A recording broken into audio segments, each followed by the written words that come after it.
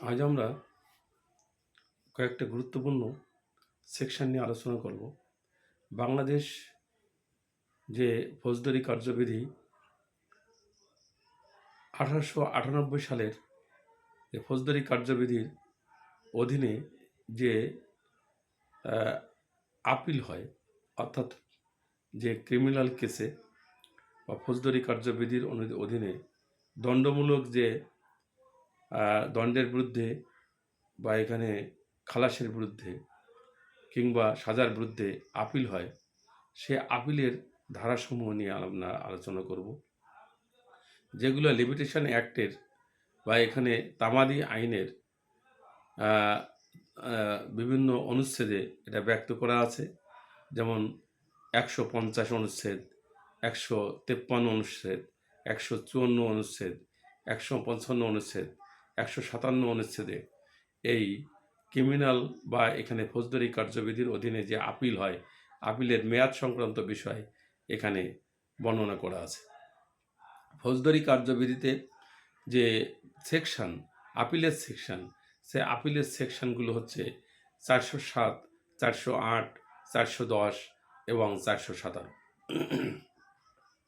আমাদের ফৌজদারি কার্যবিধির অধীনে যে দ্য ক্রিমিনাল প্রসিডিওর অ্যাক্ট 1898 1898 সালের ফৌজদারি কার্যবিধির অধীনে যে আপিল করা হয়, সেই আপিলগুলো হয় সাধারণত 407, 408, 410 এবং 417 এই ধারাসমূহের ভিতরে। এবং তামাদি আইনে এটা বর্ণনা করা আছে আমাদের অনুচ্ছেদে, তামাদি আইনের 1908 সালে তামাদি আইনের অনুচ্ছেদে এখানে বর্ণনা করা আছে। এখানে 150 অনুচ্ছেদ, 153 অনুচ্ছেদ, 154 অনুচ্ছেদ, 155 অনুচ্ছেদ এবং 157 অনুচ্ছেদে ব্যক্ত করা আছে যে ফৌজদারি আইনে কতদিনের ভিতরে এই আপিল দায়ের করা যাবে। আজকে আমরা যে ইম্পর্টেন্ট একটা সেকশন নিয়ে আলোচনা করব প্রথমে, সেটা হচ্ছে যে আমাদের 407 ধারায় সেকেন্ড ক্লাস যে জুডিশিয়াল ম্যাজিস্ট্রেট আদালত যদি কোনো সাজা দিয়ে থাকে, সেই সাজার যে আপিল, এটা হবে appeal to the chief judicial magistrate আদালতে উইথিন 30 days, 30 দিনের ভিতরে করতে হবে। এটা আমাদের যে ফৌজদারি কার্যবিধি, সে কার্যবিধির 407 ধারা অনুসারে সেকশন 407 এখানে আর্টিকেল লিমিটেশন অ্যাক্ট যে বর্ণনা করা আছে যে 154 ধারায়, এটা সাধারণত 154 ধারায় এটা বলা আছে যে আমাদের 30 দিনের ভিতরে এই মামলা দায়ের করতে হবে। যদি এখানে মেট্রোপলিটন ম্যাজিস্ট্রেট বা এখানে জয়েন্ট সেশন জজ কোর্ট অর্থাৎ যুগ্ম জেলা জজ এবং metropolitan magistrate, first class magistrate, এনরা যদি কোনো আদেশ দিয়ে থাকেন বা কোনো সাজা দিয়ে থাকেন, এই সাজার বিরুদ্ধে বা আদেশের বিরুদ্ধে আপিল হবে এখানে সেশন ডিস্ট্রিক্ট জজে অর্থাৎ জেলা দায়রা জজে এখানে আপিল হবে। এবং এই আপিলটি জেলা দায়রা জজ নিজে রাখতে পারেন কিংবা অতিরিক্ত জেলা দায়রা জজের কাছে এটা ট্রান্সফার করতে পারেন। আবার তিনি প্রত্যাহার করে নিতে পারেন প্রয়োজন অনুসারে বা এখানে পরিস্থিতি বিবেচনা করে। এখানে একটা শর্ত আছে যে এই যে যুগ্ম জেলা জজ আদালত কিংবা যুগ্ম দায়রা জজ আদালত, দায়রা জজ এবং জেলা জজের ভিতরে একটা পার্থক্য আছে। সিভিল কেসের ক্ষেত্রে যুগ্ম জেলা জজ, আর যখন ক্রিমিনাল কেস হবে তখন ওই একই কোর্টের নাম হবে জয়েন্ট সেশন কোর্ট। অর্থাৎ জেলা জজ বলতে আমরা বুঝি এটা সিভিল মামলা যখন করা হয়, আর যখন ডিস্ট্রিক্ট সেশন কোর্ট বা দায়রা জেলা জজ যখন বুঝবো, তখন ক্রিমিনাল কেস বা এখানে আমাদের অপরাধজনক কেস যখন হয় তখন দায়রা জজ হয়, আর যখন দেনা পাওনা বা এখানে জমি জমার কেস হয় তখন এখানে জেলা জজ হয়। অর্থাৎ তেমনি যুগ্ম জেলা জজ বা যুগ্ম দায়রা জজ পার্থক্য এখানে যুগ্ম জেলা জজ তখনই হবে যখন এটা জমি জমা সংক্রান্ত বা দেনা পাওনা সম্পর্ক মামলা করবেন, অর্থাৎ দেওয়ানি মামলা, সুট যখন করবেন। আর যখন ফৌজদারি মামলা অর্থাৎ মারামারি বা এখানে অপরাধজনক বিচার করবেন, তখন ওই একই আদালতের নাম হয়ে যাবে তখন জয়েন্ট সেশন জজ কোর্ট বা এখানে যুগ্ম দায়রা জেলা জজ আদালত বা যুগ্ম দায়রা জজ আদালত। তাহলে এখানে যুগ্ম দায়রা জজ বা এখানে মেট্রোপলিটন ম্যাজিস্ট্রেট বা ফার্স্ট ক্লাস ম্যাজিস্ট্রেট যদি 5 বছর কিংবা 5 বছরের কম সাজা দেন বা কোনো আদেশ দেন, সেই আদেশের বিরুদ্ধে আপিল হবে টু দ্য ডিস্ট্রিক্ট সেশন জজ কোর্টে, অর্থাৎ জেলা দায়রা জজ আদালতে। জেলা দায়রা জজ এই মামলাটা তিনি এডিশনাল ডিস্ট্রিক্ট সেশন জজে ট্রান্সফার করে দিতে পারেন বা নিজেও মামলাটা করতে পারেন। কিন্তু যদি এই সাজার পরিমাণ 5 বছরের অধিক হয়, তাহলে সেটা অ্যাপিল টু দ্য হাইকোর্টে চলে যাবে। তখন এই মামলাটা চলে যাবে কোথায়? হাইকোর্ট ডিভিশনে। অর্থাৎ 5 বছরের বেশি যদি ওই কোর্টগুলো সাজা দেয়, তাহলে চলে যাবে হাইকোর্টে। 5 বছর কিংবা 5 বছরের কম যদি হয়, তাহলে চলে যাবে দায়রা এখানে জেলা দায়রা জজ কোর্টে। এবং এই জেলা দায়রা জজ কোর্টে যখন হবে কেসটা যাবে, তখন 30 দিনের ভিতরে লিমিটেশন অ্যাক্টের বিধান অনুসারে এখানে 155 ধারা অনুসারে 30 দিনের ভিতরে এই মামলাটা করতে হবে। অর্থাৎ জেলা জজ বা ডিস্ট্রিক্ট জজে যখন আমরা মামলা করব, অর্থাৎ যখন জেলা দায়রা জজ আদালতে মামলা করব, তখন সেই মামলাটা হবে 30 দিনের ভিতরে 155 আর্টিকেল অনুসারে আমাদের যে তামাদি আইন আছে, তামাদি আইনের 155 আর্টিকেল অনুসারে আমরা 30 দিনের ভিতরে এই মামলাটা করতে হবে। কিন্তু যদি হাইকোর্ট ডিভিশনে চলে যায়, তাহলে কিন্তু এই মামলাটা করতে হবে 60 দিনের ভিতরে, 60 ডেজের ভিতরে, অর্থাৎ 60 দিনের ভিতরে হাইকোর্টে যাবে। অর্থাৎ হাইকোর্টে কখন যাবে? যখন 5 বছরের অধিক সাজা কিংবা এই যে যুগ্ম জেলা জজ, যুগ্ম দায়রা জজ এবং metropolitan magistrate, first class magistrate 5 বছর কিংবা 5 বছরের যদি বেশি কম সাজা দেন, তাহলে ডিস্ট্রিক্ট সেশন জজে যাবে, অর্থাৎ জেলা দায়রা জজে যাবে। আর যদি 5 বছরের অধিক সাজা দেন, তাহলে হাইকোর্টে যাবে। হাইকোর্টে যখনই যাবে, তখনই আমাদের যে তামাদি আইনের যে বিধান আছে, সেখানে 60 দিনের ভিতরে এই মামলাটা করতে হবে। তাহলে হাইকোর্টে গেলে 60 দিন, আর লোয়ার কোর্টে থাকলে তখন হবে এটা 30 দিনের ভিতরে আমাদের করতে হবে। এটা আমাদের তামাদি আইনের 155 আর্টিকেলে এটা বিধান করে দেওয়া আছে। এখন আমাদের একটা বিষয় এখানে আলোচনা করতে হবে, সেটা হচ্ছে যে ডিস্ট্রিক্ট জজ যখন কোনো আদেশ দিবেন বা কোনো পানিশমেন্ট দিবেন, বা এখানে ডিস্ট্রিক্ট দায়রা জজ এবং অতিরিক্ত দায়রা জেলা দায়রা জজ বা এডিশনাল ডিস্ট্রিক্ট সেশন জজ কোর্ট যদি কোনো মামলায় রায় দেন বা আদেশ দেন, তার বিরুদ্ধে আপিল হবে টু দ্য হাইকোর্টে। অর্থাৎ আমাদের যে সুপ্রিম কোর্টের হাইকোর্ট ডিভিশন আছে, সেখানে মামলা দায়ের হবে 60 দিনের ভিতরে এই মামলাটা সেখানে করতে। এরপরে আমাদের আছে 410 ধারা। 410 ধারায় আমাদের যে বিষয়টা এখানে বলা আছে, যে কোনো convicted person, only convicted person, তার সাজার বিরুদ্ধে, অর্থাৎ ডিস্ট্রিক্ট সেশন জজ কোর্ট অর্থাৎ জেলা দায়রা জজ কিংবা যুগ্ম জেলা এখানে অতিরিক্ত জেলা জজ কোর্ট, যদি অতিরিক্ত যে দায়রা জেলা জজ যদি কোনো সাজা দিয়ে থাকে, এই সাজার বিরুদ্ধে কোনো কনভিক্টেড পারসন 410 ধারা মতে তিনি আপিল করতে পারবেন হাইকোর্ট ডিভিশনে 60 দিনের ভিতরে। এটা বর্ণনা করা আছে এখানে সিআরপিসি 410 ধারায়, section 410, convicted person can apply appeal to the High Court division within 60 days. কোনো অ্যাকুইটাল অর্ডারের বিরুদ্ধে, অর্থাৎ খালাসের বিরুদ্ধে 417 ধারায় যদি কোনো ফরিয়াদি আপিল করতে চান, 417 ধারা মতে এখানে অ্যাকুইটালের বিরুদ্ধে অর্থাৎ খালাসের বিরুদ্ধে যদি আপিল করতে চান, তাহলে এই আপিলটি তিনি করবেন হাইকোর্ট ডিভিশনে 417 ধারা মতে উইথিন 60 ডেজ। এখানে আমাদের 60 দিনের ভিতরে তিনি আপিল করবেন। তামাদি আইনের 155 ধারায় এখানে বলা হয়েছে যে কোনো খালাসের বিরুদ্ধে যদি আপিল করতে হয়, তাহলে এই আপিলের মেয়াদ হবে কোনো অ্যাকুইটালের বিরুদ্ধে অর্থাৎ কোনো খালাস আদেশের বিরুদ্ধে কোনো ফরিয়াদি বা কোনো ভিকটিম এটা আপিল করবেন 60 দিনের ভিতরে টু দ্য হাইকোর্ট ডিভিশন।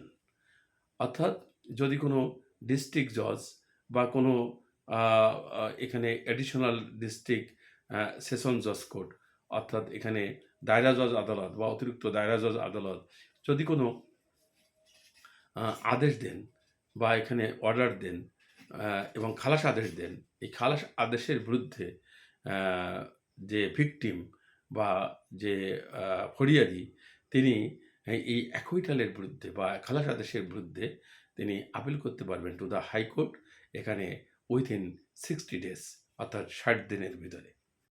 একটা বিষয় এখানে মনে রাখা প্রয়োজন যে যদি এই আপিলটি সরকার পক্ষ করে অর্থাৎ ফরিয়াদি না করে যদি সরকার পক্ষ করে অর্থাৎ পিপি পাবলিক প্রসিকিউটর বা গভর্নমেন্ট যদি এই আপিলটি করেন হাইকোর্ট ডিভিশনে, তাহলে তিনি সময় পাবেন 6 মাস অর্থাৎ 6 মান্থস।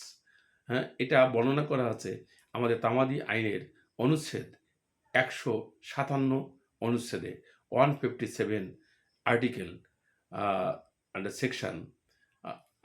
এখানে আমাদের যে তামাদি আইন দ্য লিমিটেশন অ্যাক্ট 1908 1908 সালের তামাদি আইনের যে অনুচ্ছেদ 157 অনুচ্ছেদে বর্ণনা করা আছে যে যদি কোনো গভর্নমেন্ট পক্ষ বা এখানে পাবলিক প্রসিকিউটর অ্যাকুইটালের বিরুদ্ধে বা এখানে ডিস্ট্রিক্ট জজ বা অন্যান্য যে আদেশ অন্যান্য যে কোর্টের আদেশ সে আদেশের বিরুদ্ধে যদি হাইকোর্ট ডিভিশনে আপিল করেন, তাহলে অনুচ্ছেদ 157 অনুসারে লিমিটেশন অ্যাক্টের এখানে 6 মাসের বিরুদ্ধে তিনি সেই আপিল করতে পারবেন। অর্থাৎ গভর্নমেন্ট আপিল করবে 6 মাসের ভিতরে হাইকোর্ট ডিভিশনে।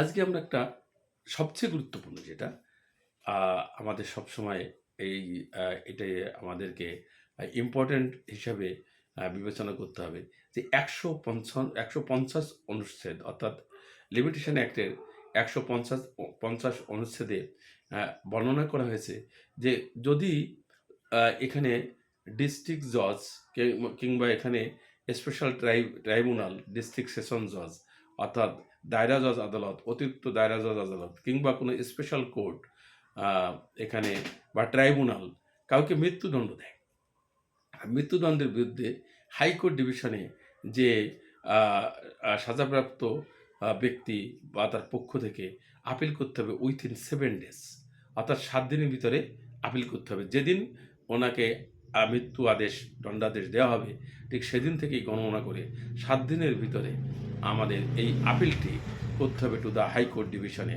অর্থাৎ বাংলাদেশের যে অ্যাপিলেট ডিভিশনের যে হাইকোর্ট ডিভিশন সে হাইকোর্ট ডিভিশনে অর্থাৎ আমাদের যে সুপ্রিম কোর্টের যে হাইকোর্ট ডিভিশন সেই হাইকোর্ট ডিভিশনে এই মামলাটি দায়ের করতে হবে কতদিনের ভিতরে?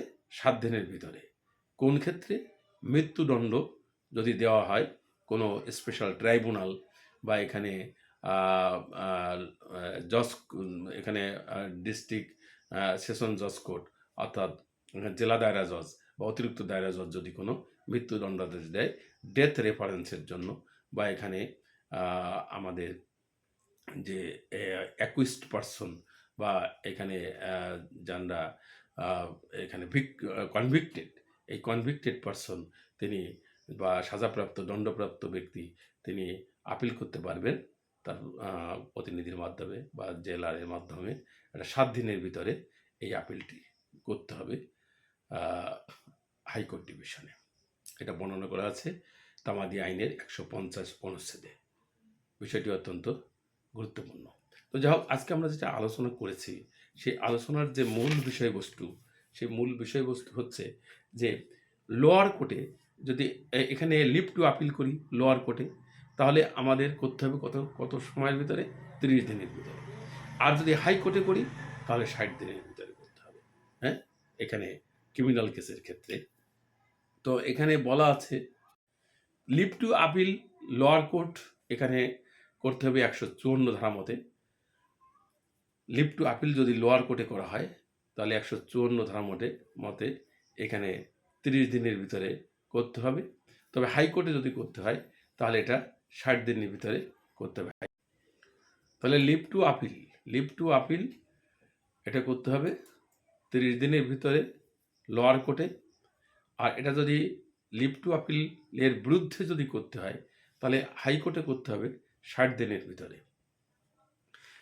আর লোয়ার কোর্টে আমাদের আপিল করতে হবে 155 আর্টিকেল অনুসারে তামাদি আইনের 30 দিনের ভিতরে। আর যদি ডেথ সেন্টেন্স হয়, মৃত্যুদণ্ডের বিরুদ্ধে আপিল করতে হবে হাইকোর্ট ডিভিশনে উইথিন 7 ডেজ, 7 দিনের ভিতরে। এটা কোথায় উল্লেখ করা আছে? 150 অনুচ্ছেদ তামাদি আইনে। তো আজকে আমাদের আলোচনা এই পর্যন্তই। যে সেকশনগুলো আমরা আলোচনা করেছি, ইম্পর্টেন্ট সেকশন, এই সেকশনগুলো আমাদের অবশ্যই মনে রাখা উচিত। আমার এই ভিডিওটা যদি আপনাদের ভালো লেগে থাকে তাহলে লাইক, কমেন্ট, শেয়ার করতে পারেন। এটা আপনাদের ঠিক ইচ্ছা। তারপরেও আমি আইনের একজন স্টুডেন্ট, যদিও আমার বয়স অনেক হয়ে আসছে, তারপরেও আমি অনেক লেটে আইন পাশ করেছি from FM university of India, ভারতের ফকিরমোহন ইউনিভার্সিটি থেকে আমি আইনের উপরে মাস্টার্স ডিগ্রি করেছি। এখানে ক্রিমিনাল আইনের উপরে MS ডিগ্রি করা। তো বাংলাদেশে যদিও আমি আরও 2বার আর মাস্টার্স ডিগ্রি করেছি, তবে আইনের প্রতি আমার ইন্টারেস্টটা একটু বেশি থাকায় আমি আবারও আইনের প্রতি একটু বলা যায় যে ডিভোটেড টু ল সাবজেক্ট, যে কারণে আমার ফেভারিট সাবজেক্ট। তো এই আলোচনায় যদি আপনাদের কোনো উপকারে এসে থাকে আমি কৃতার্থ হব।